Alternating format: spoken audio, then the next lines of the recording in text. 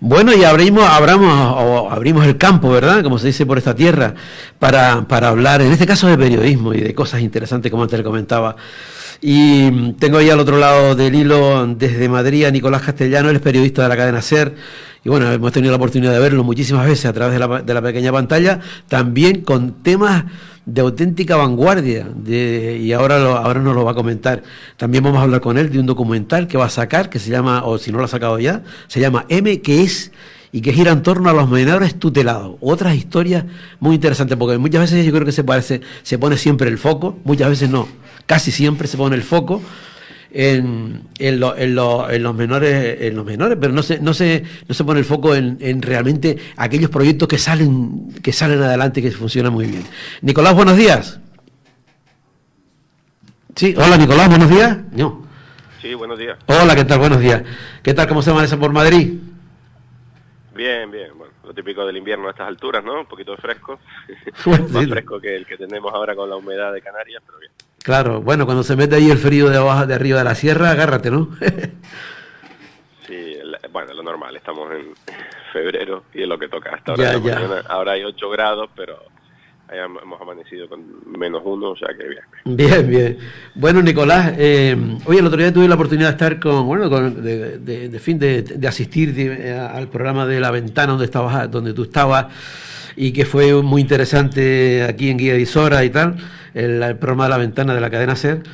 Y bueno, me pareció súper interesante el tema que está llevando a cabo. Bueno, ahora nos comentará sobre ese documental M, que Francino decía que todo lo de M, había cantidad de cosas que empezaban por M, ¿no? Y eran muy chungas, digamos, ¿no?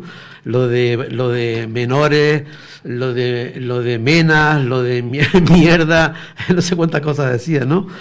Y tú sí, de verdad que con esa visión, digamos, mucho más positiva acerca de los menores tutelados. Cuéntanos un poco esa experiencia que tienes con el documental, con M. Bueno, es una realidad que para tus oyentes también la tienen cerca, ¿no? Son chicos y chicas que han llegado a Canarias, a Ceuta y a Melilla, pues eso, en las pateras, metidos en los bajos de camiones, saltando las vallas, y que, bueno, se han convertido en el pim pam pum político de una parte de la clase política racista. Empezaron a hablar de ellos con el acrónimo MENA, ¿no? Que es menor extranjero no acompañado, acusándole de ser los causantes de todos los delitos y supuestos delitos de nuestra sociedad. Ha habido una campaña de desprestigio, de racismo hacia estos niños y niñas. Y bueno, llevo muchos años trabajando en el área de las migraciones y de la movilidad humana.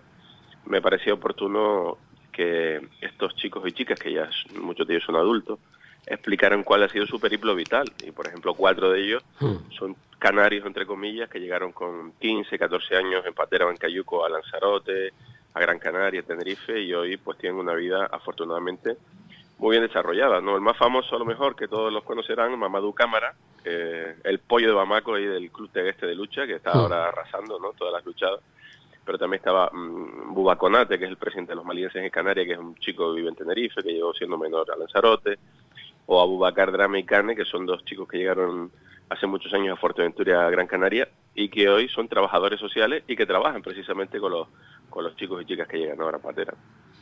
Qué interesante. Fíjate tú, Nicolás, esta mañana también lo leí, lo que yo no recuerdo dónde lo leí, pero también había un caso es que era en la isla de Fuerteventura. Ahora también era alguien bueno, ya tenía 20 y tantos años, 21, 22, no sé, pero vino en una patera.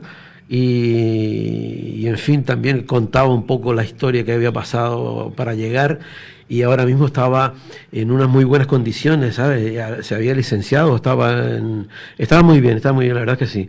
Y bueno, formaba parte también de un ciclo de series de documentales en la que él también explicaba su historia, ¿no?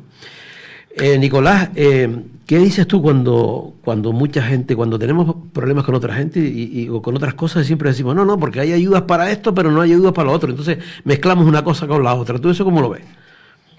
Bueno, simplemente es mentira, ¿no? No es cierto que alguien tenga ayudas por su origen o por su nacionalidad. La gente, desgraciadamente, tiene que acudir a los servicios sociales porque está en situación vulnerable. Y esto puede ser un vecino de Villa de Isora, del Puerto de la Cruz, de Santa Cruz, de Puerto del Rosario, o un vecino que a lo mejor se ha instalado recientemente en Santa Cruz o en Villa de Isora y no haya nacido ahí, pero eso es lo de menos. Ir a pedir ayuda a los servicios sociales es una desgracia para cada uno y para cada familia. Eso significa que estás en un estado complicado. Entonces decir que porque seas migrante, te acabas de bajar de una patera en circunstancias penosas para ti y para tu familia, te van a dar más ayuda que si fueras alguien de Villa de Isora y que no necesitan la ayuda, pues es que es una tontería, ¿no? Es decir, la gente que recibe algún tipo de sustento, ayuda humanitaria, es porque están en una situación extrema. Afortunadamente estamos en un Estado de Derecho, afortunadamente en este país la gente que lo pasa mal, sea de donde sea, haya nacido aquí o allá, necesita o recibe asistencia de los ayuntamientos, de los cabildos, del gobierno autónomo. Y yo creo que hay que dejarse de señalar, ¿no?, a aquella gente que está en una situación complicada como los depositarios de nuestras migajas, ¿no? No son los depositarios de nuestras migajas. Trabajamos, pagamos impuestos para tener sanidad, para tener educación, pero también para que nadie en nuestro entorno ni se muera de hambre, ni viva en la calle, ni esté en una situación extrema. Entonces, si quitamos el pasaporte, el origen de esa persona que lo está pasando mal, veremos a una persona que lo está pasando mal, da igual de donde sea. Yo creo que hay que dejarse de racismo barato, ese racismo antiguo, atávico, que es el racismo en definitiva es la noticia falsa más antigua de la historia. Es mentira que haya diferencia entre los seres humanos, de ninguna manera, y menos por el color de piel o por su origen. Entonces creo que tenemos que dejar de contribuir a esta idea simple, un poco infantil, de culpar a todos los demás, a todos los de fuera de nuestros problemas, de nuestros fracasos como economía, como sociedad, etcétera. Claro, y ponemos el foco, digamos, en esa escala, mientras que los grandes que están arriba. Yo recuerdo a un amigo que me ponía ese ejemplo, era justamente coincide cuando todo el tema del rey y en fin, todo lo que había hecho, y sin embargo se estaba fijando era una noticia que aparecía justamente cuando lo del rey, y también debería, bueno, o los bancos, ¿no? O los bancos, ¿sabes? Y entonces semana, gira 1.000 millones de beneficios, claro, 100.000 millones solo uno de los bancos, y las hipotecas imposibles de pagar. Y el problema de que estemos ahogados en la economía va a ser de la gente que lo está pasando mal, pues no. Claro. Pero ¿cómo se han montado la historia de tal manera que el foco se pone en eso y no se pone por lo que tú estás diciendo, por ejemplo, ahora? Bueno, últimamente esta semana los grandes bancos han ganado más que nunca y nadie dice nada. O sea, yo me quedo alucinado, ¿no? ¿Sabes? ¿Y por qué? ¿Tú crees, Nicolás, que la sociedad tampoco ha sabido reaccionar, digamos, al lanzar luego todo este tipo de bulos, ¿no? Que yo creo que la propia sociedad no ha sabido reaccionar y poder tapar estas malas informaciones que luego han hecho un daño terrible. Hay una parte del miedo, ¿no?, que es lógico, el miedo a lo desconocido, el miedo al otro, el miedo a la incertidumbre. Todo ese miedo, todos volvimos a ponernos en el espejo con la pandemia, ¿no? El miedo a lo desconocido, el miedo a la incertidumbre, estar en casa separa tu vida y tal. Y pasa muchas veces cuando hay dificultades, cuando aparentemente llega mucha gente en patera, aparentemente son un colectivo que nos genera dificultades, la gente empieza a disparar sus miedos. Y eso es una parte lógica. Pero luego creo que cada uno de nosotros como ciudadanos podemos tener el mínimo ejercicio con nosotros mismos de sinceridad y de informarnos un poco, de saber si todos esos tópicos de que nos invaden, que es mentira, de que nos quitan el trabajo o el sitio en el centro de salud, que es mentira, de que son los más delincuentes, que es mentira, porque más del 70% de la población reclusa en España son españoles. Pues todo eso creo que como ciudadanos tenemos que ser más honestos y dejar de tragarnos la propaganda interesada de los que viven de generar odio, ¿no? Ahora mismo tenemos 52 diputados racistas en el Congreso de los Diputados, y con esas ideas que tensionan a la sociedad, que tensan a la convivencia, etcétera, etcétera, están haciendo una sociedad en general más pobre, más enfadada unos con otros, más tensa, más, ¿no? Y creo que como ciudadanos tenemos que ser más prácticos, más activos, y dejar de actuar como seres infantiles que simplemente recibimos mensajes.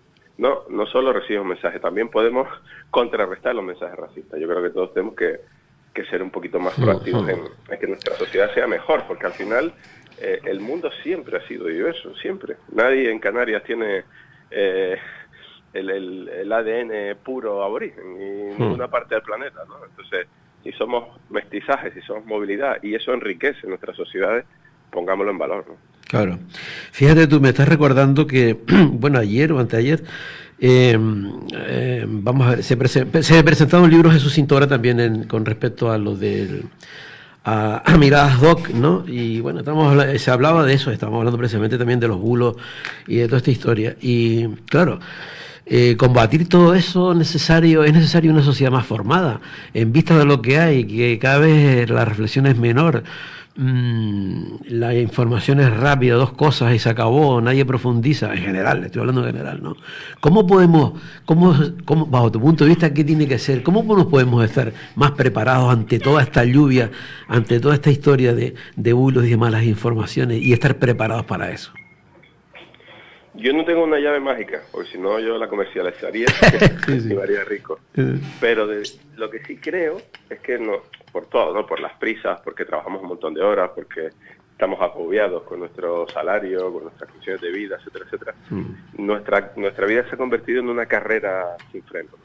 Y la información es una carrera más. Uno se cree informado porque ve 2 publicaciones de Facebook de algún amigo o porque otro amigo en un chat te comparte un link de algo que parece una noticia y que si hay que ver qué fuerte los políticos o qué fuerte generalizar y verter ideas prejuiciosas, por ejemplo, sobre el colectivo migrante o el colectivo de la gente empobrecida en Canarias, es ser injusto, ¿no? Entonces, lo que yo pido es que dejemos de tragar lo primero que nos llega por esas vías alternativas y que volvamos a informarnos por los medios de comunicación o por la gente que nosotros consideremos creíble de una manera más plural y no solo informarnos con las ideas que nos reafirman. No podemos estar en una sociedad tan sectarizada en el que solo me informo, solo pienso como yo. Al final tenemos que saber cómo piensan los demás.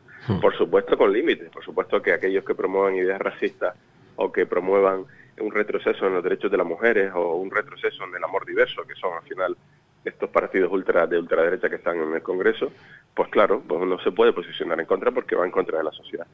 Pero que hagan un ejercicio más honesto de informarse de una manera más diversa. Si nos informamos mejor, es más difícil que nos traguemos bulos y que nos traguemos basura, ¿no? Claro, total. Nicolás, ¿cómo arranca tu historia en el mundo de la migración? Porque yo a hablar contigo tengo que hablarte de toda tu experiencia, que me parece alucinante, ¿no? Me parece alucinante, me parece verte en los sitios donde has estado. Mientras yo estoy tranquilamente, digo yo, como cualquiera que nos está escuchando ahora, tranquilamente en el sofá de su casa, y yo siempre me pongo a pensar cómo será eso. Tiene que ser alucinante, ¿no? ¿Cómo me cuentas así por arriba? ¿Cómo empezaste con el tema migratorio, por ejemplo, en África y todo eso por ahí? Bueno, es sencillo. Yo soy canario, estudié en la Complutense, pero las primeras prácticas las hice en la cadena SER en Las Palmas. Y coincidiendo con eso, en el año 99, el 26 de julio, se produce el primer naufragio de una patera en la ruta canaria, en Fuerteventura. Y bueno, a mí también tengo un abuelo ya fallecido que toda la vida pescó en África. Cabo Blanco. En las costas de la Lyon, Cabo Blanco, Mauritania, Senegal, Guinea, etcétera, etcétera, y siempre me interesó. Entonces, se juntaron un poco, ¿no? El querer explicar más allá de los números y de las cifras, la llegada de la gente o la muerte de la gente, explicar quiénes son, por qué vienen. Empecé a viajar al continente africano desde el año 2000 y desde entonces hasta ahora pues me he especializado en eso, en derechos humanos, movilidad humana, y eso me ha permitido conocer a muchísimos países, sobre todo de África, pero también de América Latina, de Europa, de Asia, y hacer otras cosas, no solo refugiados, de mucha guerra, muchos conflictos, también atentados como los de Bruselas, los de París, los de Barcelona, terremotos de Haití 2010, la hambruna de Somalia en 2 ocasiones, Fukushima, la crisis nuclear de Japón, sí, muchas cosas que no quiero aburrir a la gente con mi patallita. No, que me parece alucinante. Y muchos viajes.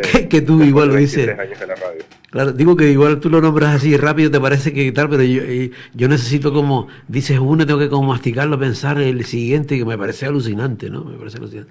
Mira, y cuando estás en esos lugares, Nicolás, ¿tú crees que nos hacemos una idea realmente como... Claro, porque tú lo cuentas, pero estás viviendo lo que está pasando ahí en ese momento, ¿no?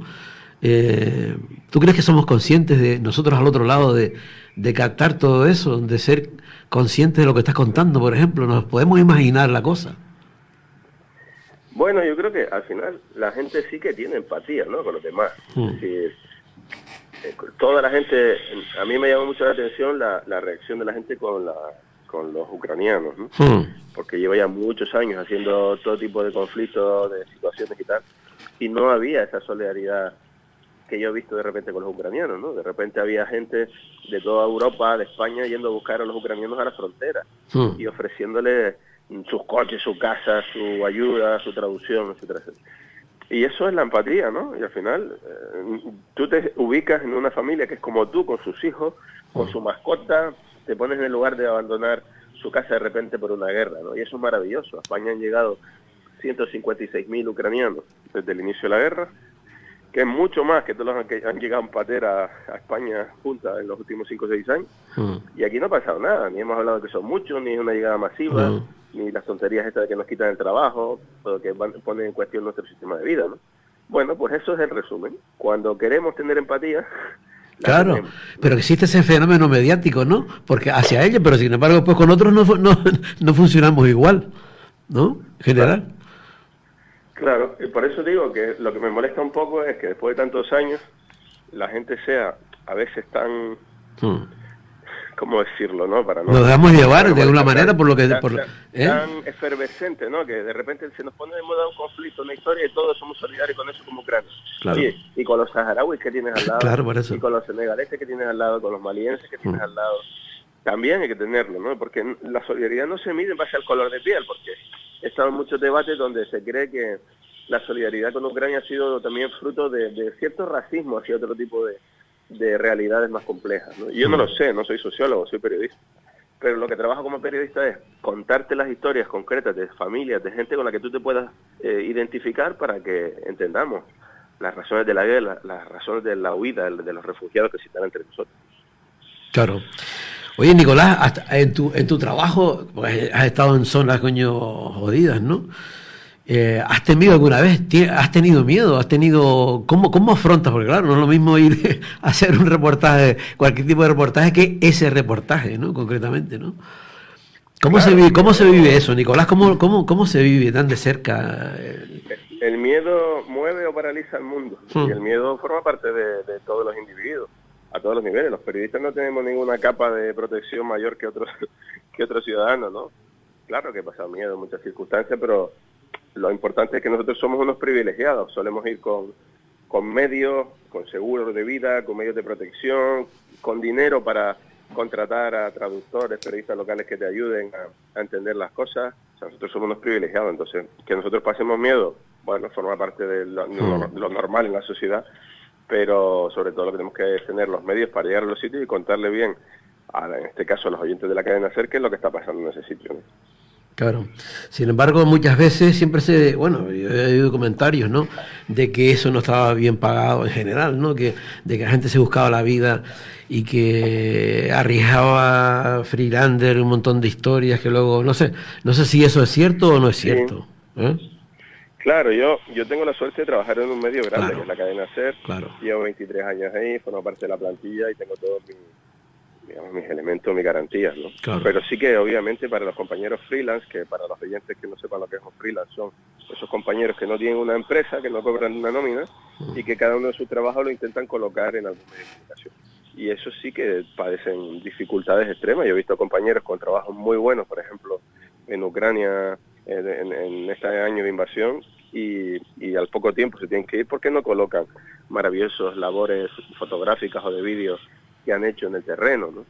Entonces, claro que hay dificultades, claro que los medios de comunicación, desgraciadamente, se han empobrecido en los últimos años, sobre todo los medios de comunicación españoles han expulsado mucho talento de las redacciones internacional, también, entre otras cosas, porque la gente ya no quiere pagar por leer el periódico, no quiere pagar por ver un informativo. Claro. Prefiere pagar por ver Netflix, que está muy bien, que me parece muy bien que se entretengan y se vada, que pagar por la información. Entonces, bueno, digamos que todo forma parte de una cadena. Esto no es solo el medio de comunicación o el periodista, sino de la cadena de si la gente tiene interés por estar informado y quiere pagar por estar informado. Claro. Nicolás, y de tu experiencia, por ejemplo, no sé, es que claro, tendrías tanto que contar, ¿no? Pero así algo que te haya impactado. Bueno, es que en fin, es que lo tuyo prácticamente impacta todo, ¿no? Pero no sé, quizás en África, no sé, cosas que tú hayas visto y que para nosotros es difícil de imaginar. Yo, por ejemplo, me pongo a imaginar que no sé, cómo llegas, por ejemplo, a ese conflicto, a ese lugar, cómo empieza, eso ya hay un trabajo previo. no sé, pues claro, uno está en casa tranquilamente, te estoy viendo en la tele, ¿no? Pero hay un trabajo previo, ¿cómo se va ahí? ¿Cómo lo hace eso? ¿Cuál es el tema? Depende de mucho de las circunstancias y del conflicto. Yo sé, por ejemplo, cubrir el conflicto ucraniano, aunque parezca mentira, es fácil con respecto a otros. Si llegas a Polonia o a Moldavia, te coges un coche o un tren a la frontera, cruzas, a veces cruzas en tren directamente desde Polonia y te plantas en Kiev o en Leópolis. Es un conflicto relativamente barato de cubrir hasta ahí, en lo que son los transportes. Los trenes ucranianos funcionan perfectamente las 24 horas, que es, por cierto, la empresa nacional de ferrocarril de Ucrania es el mayor empleador del país, tiene más de 270.000 empleados y funciona como un reloj. Entonces, lejos de lo que se pueda pensar, trabajar en Ucrania hasta ese punto, hasta llegar a los sitios fáciles, lo que se complica, como en toda guerra, es ir al frente, ir al este, ir ahora al Donbass, ir ahora a Gerson, ir ahora a tal, pues ahí ya tienes que tener ayuda, tienes que contratar a periodistas, conductores, traductores locales, que son los que conocen la realidad en ese momento, los que controlan la realidad del frente en ese momento, los que te dicen por dónde ir, los que te dicen con quién puedes hablar, con quién no, y eso es lo caro y eso es lo complicado, ¿no? Y luego he hecho viajes de todo tipo, en todo tipo de medios de transporte y en circunstancias extremas, ¿no? Yo qué sé, yo recuerdo con mucho dolor y con mucho impacto para toda la vida las circunstancias de Haití en el terremoto, ¿no? Esos cadáveres y cadáveres durante semanas en las calles que no se recogían, ¿no? El olor, el que no hubiera hoteles ni casas en pie, dormir en una tienda de campaña durante un montón de tiempo, pero en el fondo eran casi una anécdota para mí, porque yo al final podía pagar dónde colocar la tienda de campaña, comprarme la comida, pero los haitianos hacían cola de manera muy triste para poder recibir ayuda humanitaria, agua, comida. Y así te podría describir muchísimos sitios, ¿no? Hay muchos sitios de impacto, no tiene nada que ver, por ejemplo, cómo recibe una crisis nuclear la sociedad japonesa, ¿no? Haciendo cola. Recuerdo que hacían cola de manera ordenada, sin protestar, cuando se acabó el agua en Tokio en un momento dado. Yo siempre he pensado, si se acabara el agua por una crisis climática, lo que sea, en Gran Canaria, en Tenerife o Madrid, seguramente como somos de latinos nos daríamos deleite por conseguir el agua los primeros, ¿no? Claro, claro. Y en el caso de los japoneses para nada, ¿no? Era increíble cómo mantenían el lugar en las colas para recibir las botellas de agua en Tokio, en las puertas del metro, etcétera, etcétera, ¿no? En fin, son muchas las realidades, pero en el fondo yo me quedo con una cosa, y es que la gente, incluso en las peores circunstancias, puede sacar lo mejor o lo peor de sí. Y en general la gente saca lo mejor. La solidaridad, cómo se ayudan entre ellos, porque por ejemplo el terremoto de Haití, la noticia, no, fueron no sé cuántos bomberos a rescatar niños americanos, españoles, no. La noticia es que el 99% fueron sacados de los escombros por los propios haitianos. Y son las sociedades locales las que al final sacan para adelante a su gente, incluso en las peores circunstancias. Qué bueno, o sea que al final tenemos que seguir creyendo en el ser humano, ¿no? El más cercano, ¿no? Y es verdad, si nos ponemos aquí a otra escala, en nuestra tierra, pues siempre nos hemos ayudado cuanto más problemas había, ¿no? Y ahora caminamos con más eso, caminamos hacia otro individualismo, no solamente aquí, sino que en todos sitios, pero sí es verdad esa. Oye, ha sido un placer, Nicolás, que se nos fue el tiempo, coño. La verdad es que hubiera estado contigo 2 horas hablando, ¿viste? Muy bien, pues nada, un placer. Gracias. Que viva la radio y que nos contemos historias y eso, que no nos dejemos imbuir por comentarios. Mira, una cosa, Nicolás. Claro, mira, Nicolás, una cosa. ¿Dónde vas a hacer la próxima maleta? ¿Cómo lo llevas? A Ucrania. A Ucrania. Unos días a Ucrania, sí, porque se cumple ya el aniversario de esta invasión y en unos días estaré de vuelta por ahí. Pues nada, te seguiremos. Gracias por haber estado con nosotros en el Rompeolas. Chao. Un placer. Adiós, un placer, gracias.